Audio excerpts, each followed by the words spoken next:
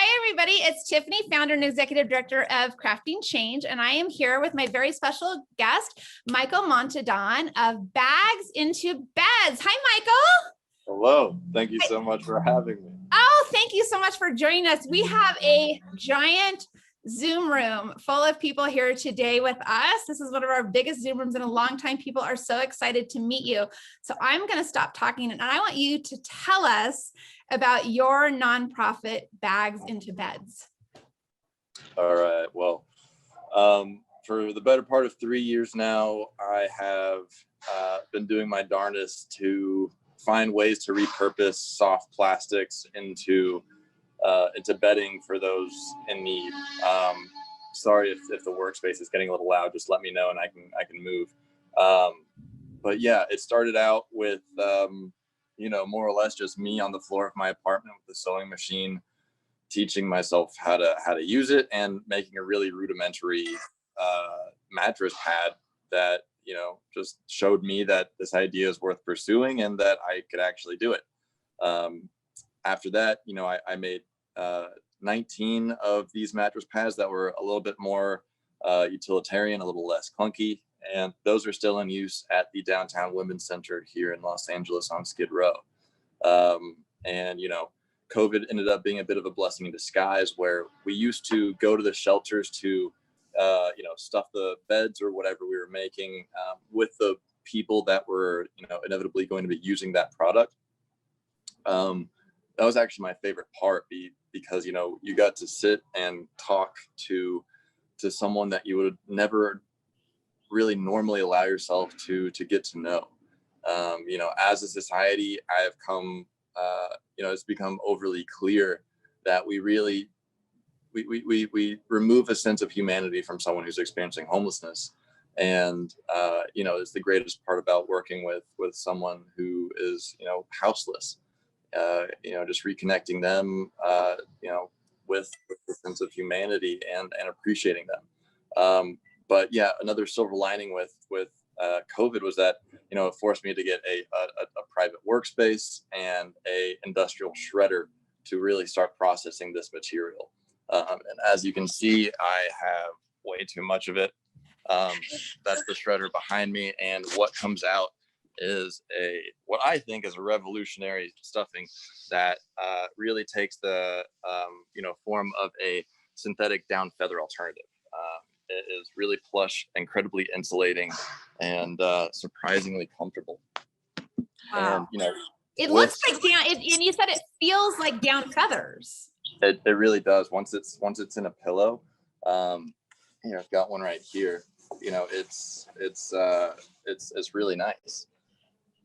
And so with the with that innovation, it really opened up the door to a whole lot of new possibilities, and pillows were the first and most obvious.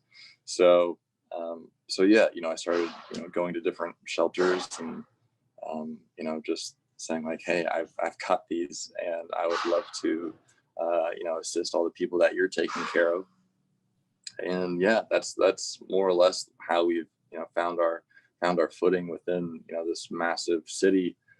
And with over 70,000 people experiencing homelessness here, it feels good to be supporting the giants of this industry who are trying so hard to provide so many different services. It's amazing. And I'm on the board of Everyday Action, and that's how we got connected, was through Hillary at Everyday Action. And I just, you're in that same space of helping those that are unsheltered there in Los Angeles. And it's just, the problem has only gotten worse because of COVID. So Martha just asked if I'm able to wash and dry the plastics. And, that's honestly something that we haven't gotten around to. We use a resilient, cotton exterior, and cotton by nature seems somewhat, water wicking. And so, it's just going to be a test if I know we can wash them, but as far as if the plastic will be compromised in a dryer, that's what we're still figuring out. So as of right now, yeah, we wash them and then just air dry them for, a day or so. But But Right. yeah, I know that there's some questions with the fabric. I know in the instructions I said I can't remember the terminology I used, A but sturdy cotton. a sturdy cotton. We started with like a ripstop, only because my worst case scenario is the exterior ruptures and all the plastic we've tried so hard to prevent entering into a landfill or waterway is now doing just that. Right. And so yeah, I only said sturdy to kind of usher us into a direction of just like making something solid that isn't going to break down over the course of a few months.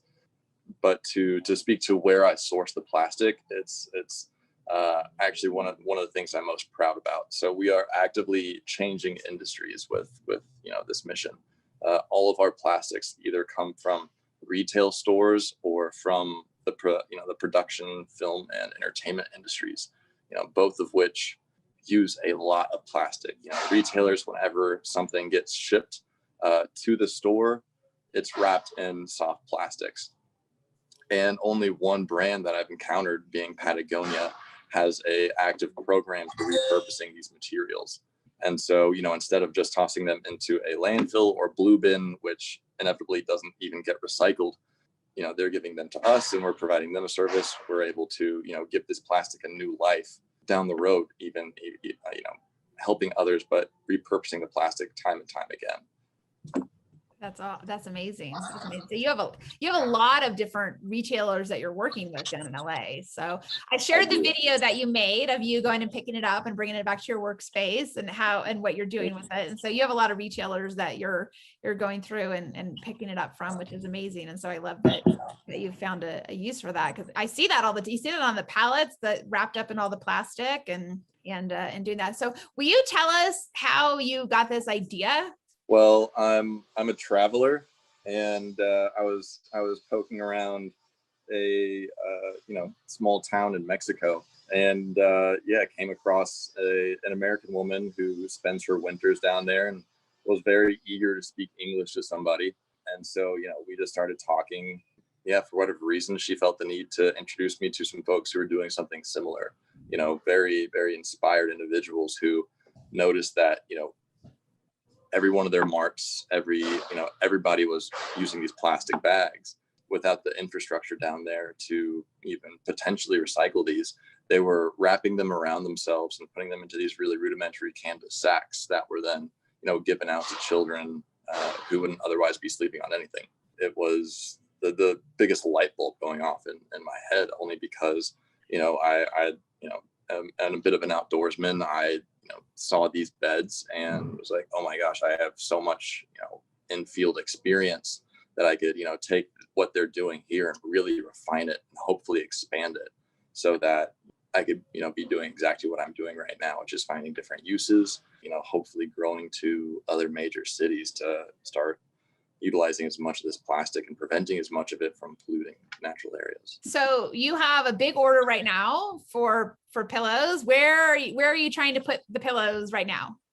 They are all going to an amazing organization called Hope of the Valley. They are one of the largest and most diversified industry leaders who have a ton of different facilities. All of these pillows are going to be going to one of their new centers that help individuals experiencing homelessness in the valley. Yeah, it's just wild that 3 years in the making, and one day you just get a call of like, hey, can I have 110 of these? And it's like, yeah, sure. Let me just, Well, hopefully we're going to help you with some of that 110. So I know that you already have 20 in the mail from one of our volunteers.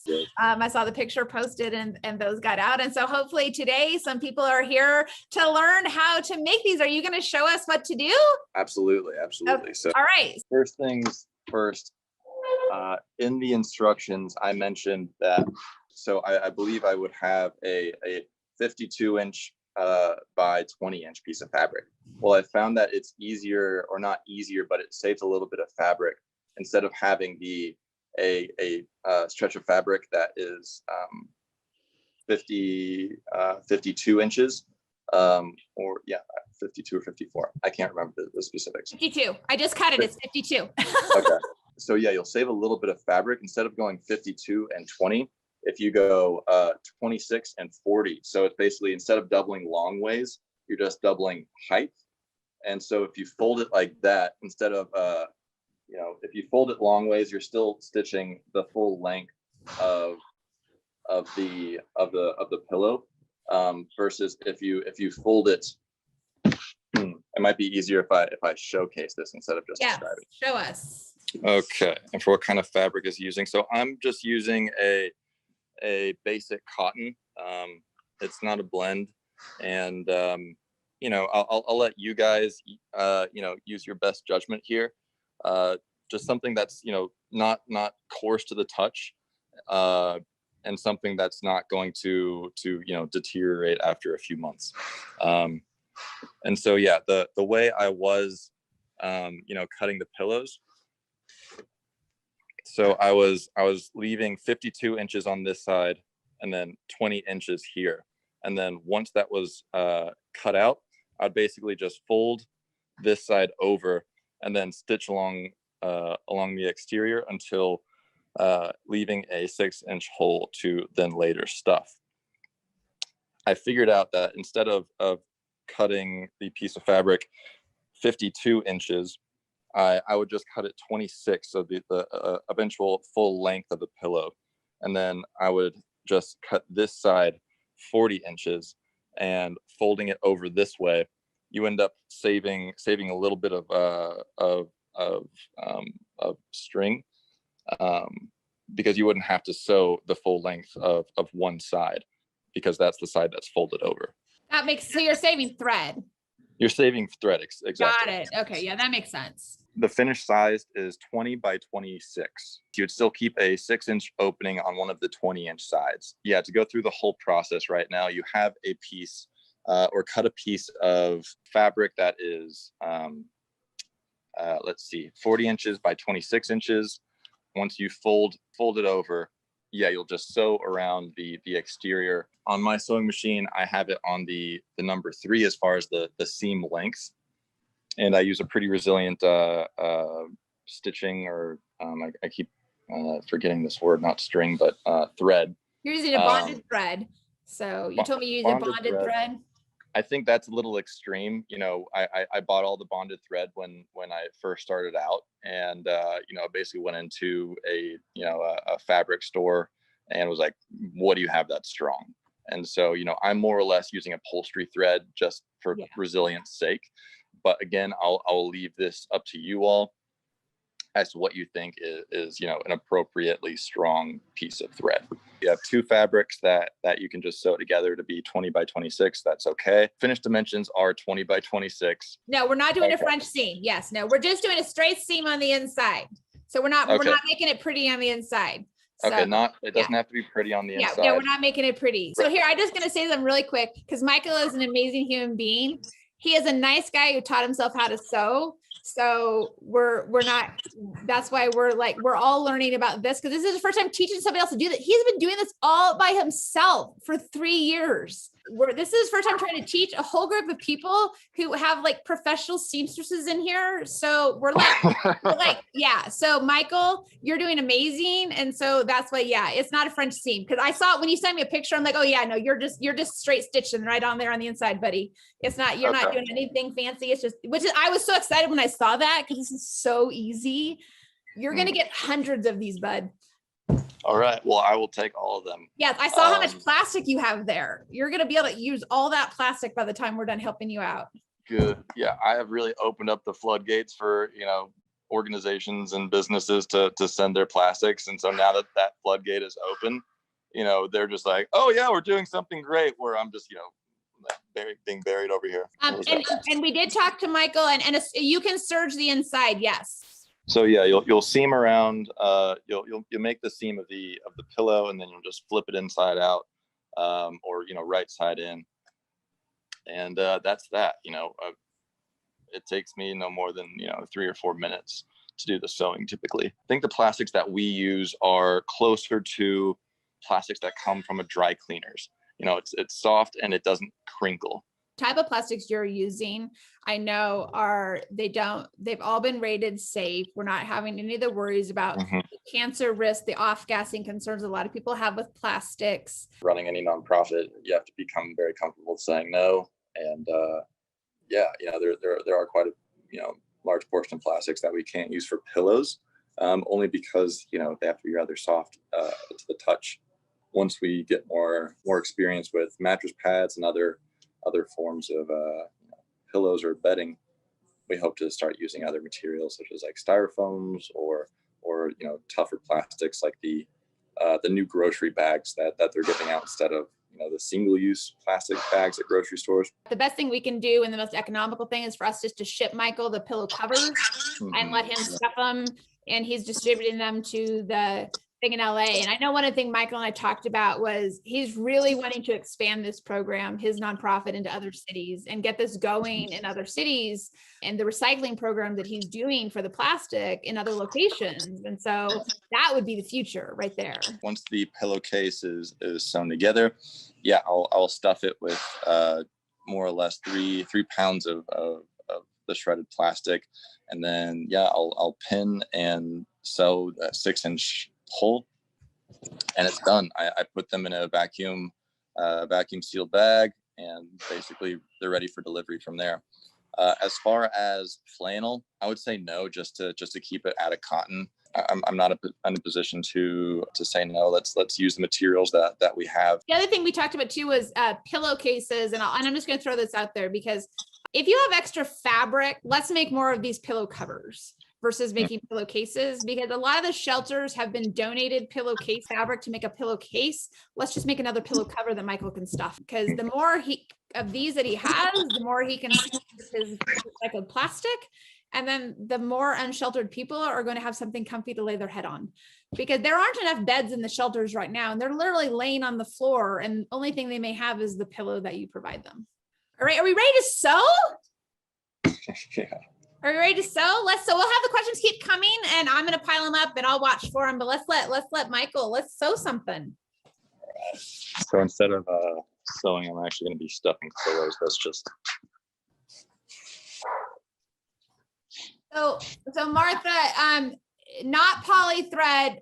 It doesn't necessarily have to be the bonded thread, but we would recommend an upholstery thread. So it does need to be a really good, strong thread, because he's putting 3 pounds of stuffing in here. It is going to be really, I don't want to say used and abused, but it is going to be put through the ringer.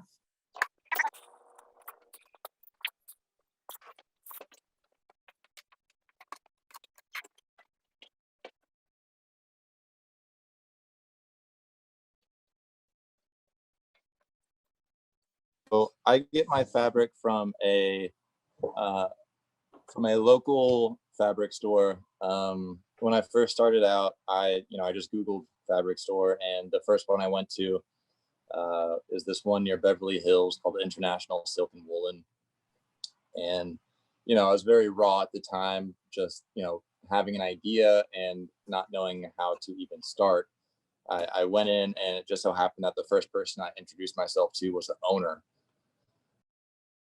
Told him what I wanted to do, and that I needed some fabric to do it. And he's been one of my biggest cheerleaders ever since.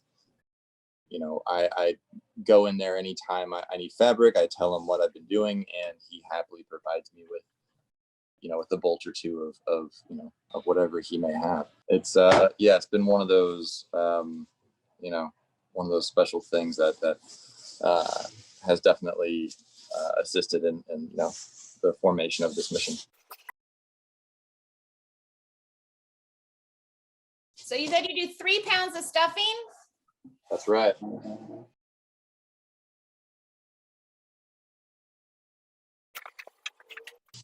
And I think when you get all these shells, we're also going to have to send my son over there to help you start stuffing. Yeah, let's put him to work.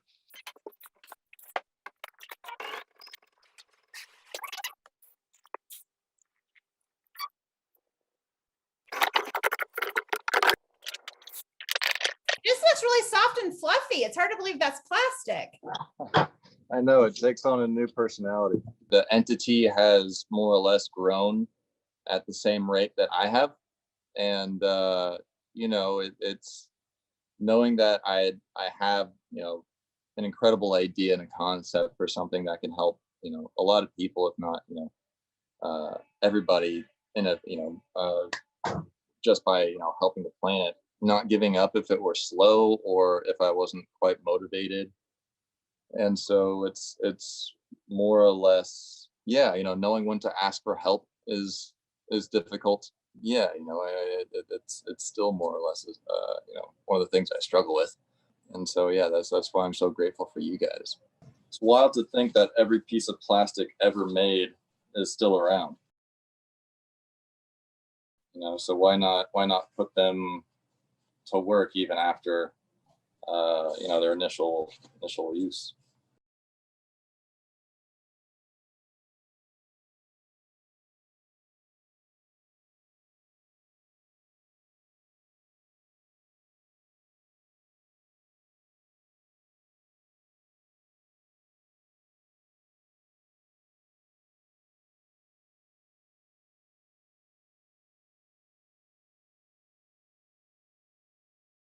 So I don't know, how do you get that pillow back under a sewing machine now?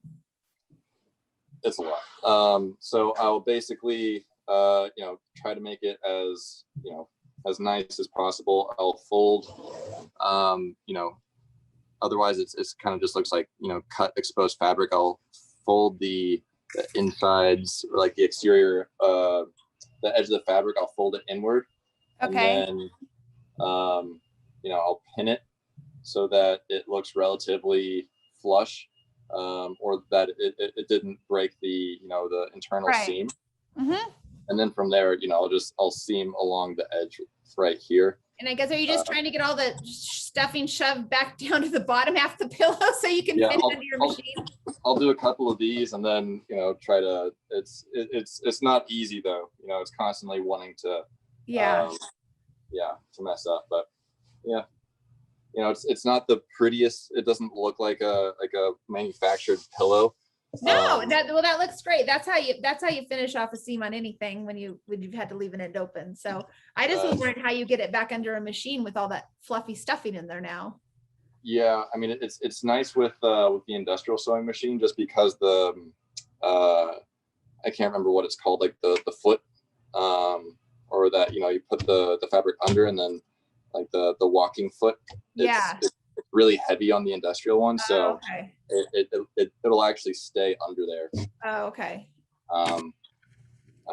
But yeah, it's a task. Sometimes I'll have to undo the whole seam because it'll run off the pillow. Okay. All right, Kathy Wargo, you've got your hand up. I have a quick tip for people who are making them, okay? Here's the area you're going to leave open for him to fill. Yeah. When you start, if you will start sew down and then all the way around and come back and sew up all the way around, when it gets turned inside out, it will automatically fold down the exact amount he needs to do that final seam. Anytime you have an opening where you have to hand stitch it or sew it, top stitch it there, that's the best way to do it, because it will automatically sew it down and you don't have to figure out, oh, is that a 1/4 inch? Is that a 1/4 inch? And keep it together. It will keep it down in there for you. One more thing that would help Michael close up the opening is if we pressed it. Because I did have a group member concerned about the plastic, just being in pillows and inhalation. And so I actually did our due diligence as a 501c3, partnered with Michael about the types of plastic that Michael's using. And so they are safe plastics. So they don't do the off-gassing, and everyone reads about the off-gassing and all of that. So Michael's plastics are safe. Oh, look, hold on. I want to see Michael's got the stuffed pillow all done. Let's see the stuffed pillow. All right. So, it's not that pretty, but sews up the edge of the pillow nicely. And yeah, I mean, it's all things considered a very nice pillow for. I kind of want to lay my head on it. Yeah, I use them. I use them on my bed, and I absolutely love it. I really think that they're great as like a hug pillow. If you use one of those, I made a body pillow for someone who works in the workspace that I rent from as well, and he has nothing but amazing things to say about them. Tell us about EcoSet, where you work. So EcoSet is a absolutely amazing organization. Yeah, it's an amazing organization that diverts literal tons of waste from landfills. And so, the production industry, entertainment at large is a very wasteful business. They mostly, my phone is acting up here. So a lot for a production, whether they're set materials, props, you name it, and then they'll use it once before it just enters into a landfill. EcoSet is an alternative to that, where, instead of just hiring a dump company to come and clean them out, EcoSet will come and they'll gather everything from that production and then just have it for free for other creators. So, whether they're artists or other low budget productions, they can come and gather whatever materials they need using their budget on other materials. It's a really cool space. The thing I like about Michael is that if something happens to the pillow, the shelters call you and you go and you repair it rather than have them toss it. We're just really proud and honored to be partnered with you and to help you in whatever way we can. So thanks for letting Crafting Change into your space and let us partner with you. And we're really honored to do that. And I don't know how much of the Zoom room you can see on your phone, but you have a giant circle of people here. We had 26 people in the Zoom room today here cheering your nonprofit on and just being really honored to partner with you. So thanks for letting us be with you today. And I appreciate what you're doing, and your inspiration for starting it is just awesome. I love that your travel and your journeys just spark something in you, and how you're helping your community there in LA, but it's really helping the whole world and hopefully opening some eyes. So we're just glad to be a small little part of it. So and start watching your mail, because packages will be coming. So thank you guys so much. Yeah, thanks, Michael. Thanks for your time today, and you have a great one, and now get to work, and we're going to get to work too. Yeah, Bye. absolutely. I find myself getting emotional. I'm just so grateful for you guys. You have a great day, Michael.